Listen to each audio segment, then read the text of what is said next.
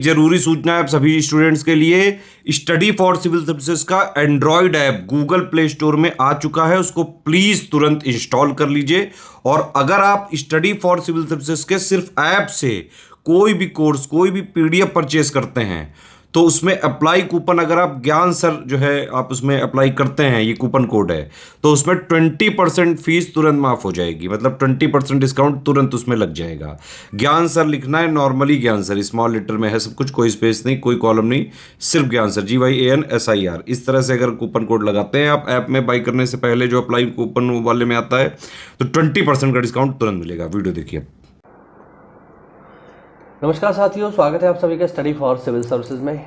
ये क्लास है हमारी जीएस में एंशिएंट इंडिया की, और एंशिएंट इंडिया में जो टॉपिक है हमारा वो है बौद्ध धर्म। लास्ट क्लास में हमने देखा कि महात्मा बुद्ध को ज्ञान मिल गया, संबोधि मिल गया, और ज्ञान प्राप्ति के बाद उन्होंने तय किया कि वो ज्ञान देंगे। किसको देंगे? वो देंगे अपना उपदेश उन 5 ब्राह्मणों को जो कि चले गए थे सारनाथ। तो उन्होंने सारनाथ की यात्रा प्रारंभ की। इसी दौरान महात्मा बुद्ध ने अपने प्रथम शिष्य बनाए, ध्यान रखना, ठीक है। इनके नाम क्या है साथियों? इनके नाम है तपस्सु और मल्लिक। तपस्सु और मल्लिक नाम के 2 शूद्र बंजारों को महात्मा बुद्ध ने अपना शिष्य बनाया। ध्यान रखना, तपस्सु और मल्लिक, इन दोनों शूद्र बंजारों को महात्मा बुद्ध ने अपना शिष्य बनाया। लेकिन ध्यान रहे कि इन लोगों को महात्मा बुद्धा ने ज्ञान नहीं दिया, केवल शिष्य बनाया, ज्ञान नहीं दिया। और शिष्य भी क्या, बेसिकली ये एक प्रकार के उनके सेवक थे जो उनकी सेवा पानी किया करते थे, ठीक है। ज्ञान देने वो कहाँ पहुँचे? वो ज्ञान देने पहुँचे सीधे सारनाथ, जहाँ पर मौजूद थे वो 5 ब्राह्मण। और उन्हीं 5 ब्राह्मणों को महात्मा बुद्धा ने अपना पहला उपदेश दिया। तो पहला उपदेश कहाँ दिया? सारनाथ में दिया। सारनाथ में कहाँ दिया? ऋषिपत्तन के मृगदाव नामक स्थान पे, जो कि पड़ता है सारनाथ में। और महात्मा बुद्ध के ज्ञान देने की घटना को बौद्ध साहित्यों में क्या कहते हैं? धर्म चक्र प्रवर्तन, ध्यान रखना, सही है। धर्म चक्र प्रवर्तन के नाम से इसको जाना जाता है, सही है। अब महात्मा बुद्धा ने ज्ञान देना शुरू कर दिया। महात्मा बुद्धा के पहले ज्ञान में उन्होंने क्या क्या दिया वो हम आगे देखेंगे जब हम देखेंगे बौद्ध धर्म की शिक्षाएं। अभी हम देखते हैं कि अब महात्मा बुद्धा जो है वो टीचर हो गए, लोगों को घूम घूम कर अपने ज्ञान का प्रचार प्रसार करने लगे। महात्मा बुद्धा क्या करते थे? महात्मा बुद्धा साल में लगभग 8 महीने घूमा करते थे, ठीक है। नंगे पैरी घूमते थे और अपने ज्ञान से लोगों के जीवन को बेहतर बनाते थे।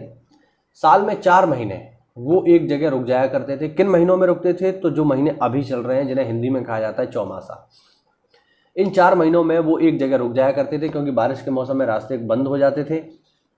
उस समय रोड वगैरह नहीं होते थे। दूसरा, बहुत सारे कीड़े मकोड़े सक्रिय हो जाते हैं बारिश में, जिससे उन्हें खतरा हो सकता था। इस वजह से वो बारिश के मौसम में रुक जाया करते थे, और इस चीज़ को कहा जाता था साथियों वर्षावास, ध्यान रखना, ठीक है, वर्षावास। महात्मा बुद्ध ने अपना पहला वर्षावास कहाँ किया है? देख लो, महात्मा बुद्ध ने अपना प्रथम वर्षावास किया है जहाँ पर पहला उपदेश दिया, सारनाथ के मूलगंध कुटी में, बेसिकली सारनाथ में किया है, ठीक है। अंतिम वर्षावास कहाँ किया ये भी देख लो। अंतिम वर्षावास किया है वैशाली के वेलुव ग्राम में। और अगर पूछ ले सर्वाधिक वर्षावास महात्मा बुद्ध ने कहाँ किया है, तो वो किया है श्रावस्ती में। पहला वर्षावास सारनाथ में, अंतिम वर्षावास वैशाली में, और सर्वाधिक वर्षावास कहाँ किया है? श्रावस्ती में। श्रावस्ती में उन्होंने सबसे ज़्यादा वर्षावास करे, ठीक है, सबसे ज़्यादा।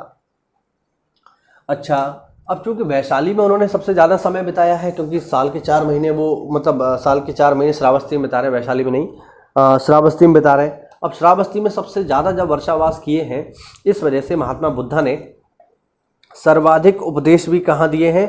सर्वाधिक उपदेश भी श्रावस्ती के लोगों को ही दिए। लेकिन मज़े की बात यह है कि महात्मा बुद्धा ने जिस स्थान पर सबसे ज़्यादा ज्ञान दिया, वही स्थान आज की जनगणना के अनुसार उत्तर प्रदेश में साक्षरता में सबसे कम है। ये थोड़ा सा अजीब बात है कि जिस स्थान पर महात्मा बुद्धा ने सबसे ज़्यादा ज्ञान दिया, उन लोगों को इतना ज्ञान मिल गया कि उन्होंने किताबें ही बंद कर दी, और आज के समय में उत्तर प्रदेश में सबसे कम साक्षरता वाला जिला श्रावस्ती है, ध्यान रखना, ठीक। चलिए, अच्छा, आपको बेसिक पॉइंट देखते हैं। महात्मा बुद्धा ने घर छोड़ा था 29 साल की उम्र में, और उन्हें ज्ञान प्राप्त हुआ है 35 साल की उम्र में। इसी तरीके से घूम घूम कर अपने ज्ञान का प्रचार करते रहे वो। और साथियों अंतिम समय में वो कहाँ पहुँच जाते हैं? अंतिम समय में वो पहुँचते हैं साथियों पावा। कहाँ पहुँचते हैं? पावापुरी पहुँचते हैं। और पावापुरी में वो निवास करते हैं अपने एक शिष्य जिसका नाम था चुंद। चुंद नामक शिष्य के घर पहुँचते हैं और वो चुंद नामक शिष्य उन्हें खाने में देता है सूअर का मांस। वो खाने में उन्हें सूअर देता है। अब सूअर खा कर के महात्मा बुद्धा की तबीयत खराब हो जाती है। सूअर का मांस खाने से उनकी तबीयत बहुत ज़्यादा खराब हो जाती है। इस कारण से महात्मा बुद्धा आ जाते हैं कुशीनगर। और कुशीनगर में ही साथियों 483 ईसा पूर्व में 80 वर्ष की अवस्था में महात्मा बुद्ध की मृत्यु हो गई। ये जो कुशीनगर है साथियों ये मल्ल गणराज्य में पड़ता था। इस तरीके से महात्मा बुद्ध के जीवन का अंत हुआ। ठीक। और मरने से पहले महात्मा बुद्धा का जब परिनिर्वाण हुआ उससे पहले महात्मा बुद्धा ने बहुत सारा काम किया। देखेंगे उनके प्रमुख शिष्य और उनकी प्रमुख शिक्षाएं। भगवान बुद्ध का जब जन्म होता है तो भगवान बुद्ध के जन्म को कमल से दर्शाया जाता है। और भगवान बुद्ध की माँ ने जब गर्भ धारण किया तो उसका प्रतीक है हाथी। ध्यान रखना। भगवान बुद्ध ने जब अपना घर छोड़ा तो उसका प्रतीक है घोड़ा। जब उनको ज्ञान प्राप्ति हुआ तो उसका प्रतीक है पीपल। जब उनका निर्वाण हो गया, जब उनकी मृत्यु हो गई, उसका प्रतीक है पचिन्ह। भगवान बुद्ध के यौवन का प्रतीक है सांड। समृद्धि का प्रतीक है शेर। प्रथम उपदेश जिसको कहा जाता है धम्म चक्र प्रवर्तन, उसका चिन्ह है चक्र। और मृत्यु के कहते हैं यहाँ पर स्तूप से दर्शाया जाता है। अच्छा, बौद्ध धर्म के बारे में कुछ बेसिक पॉइंट मैं आपको और बता देता हूँ, फिर हम आगे बढ़ेंगे।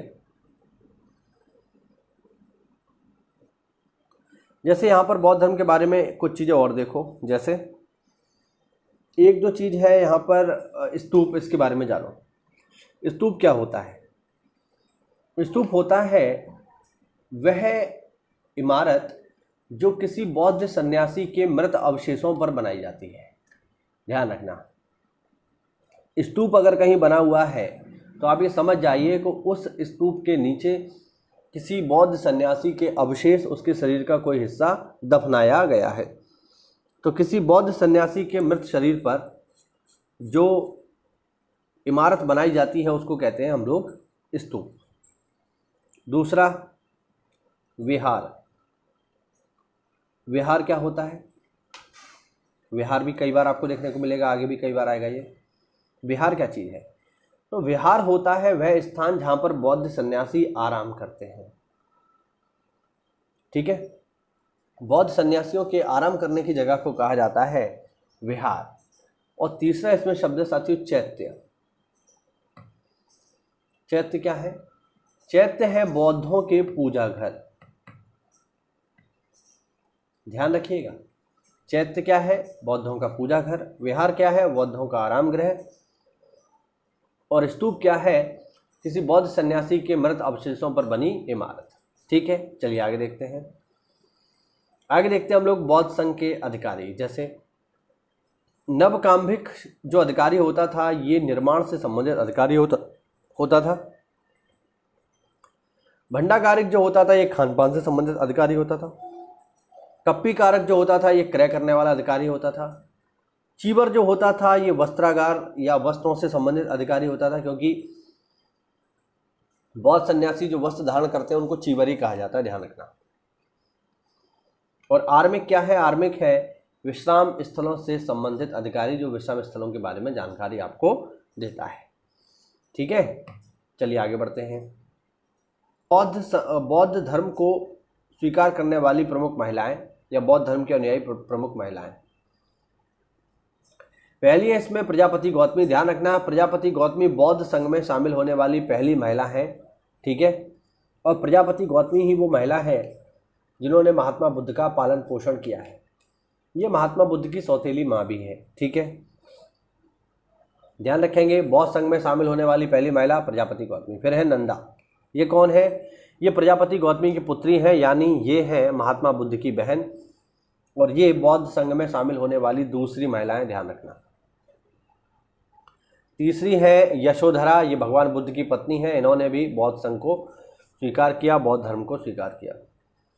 फिर है विशाखा, ये कौन है? ये अंग महाजनपद के श्रेष्ठी की पुत्री थी और यह बौद्ध धर्म की संरक्षिका बनी। इसके श्रावस्ती में पुब्बाराम या मिगार मातु प्रासाद विहार के निर्माण के लिए इन्होंने धन दान दिया था। फिर है मल्लिका, यह प्रसेनजीत की पत्नी थी, इसने श्रावस्ती में मल्लिका राम विहार का निर्माण करवाया। विहार मैंने भी बताया ना क्या होते हैं विहार, यहाँ पर बहुत सन्यासी आराम करते हैं। फिर है खेमा, ये बिंबिसार की पत्नी और रानी थी और संयुक्त निकाय में इसका उल्लेख मिलता है।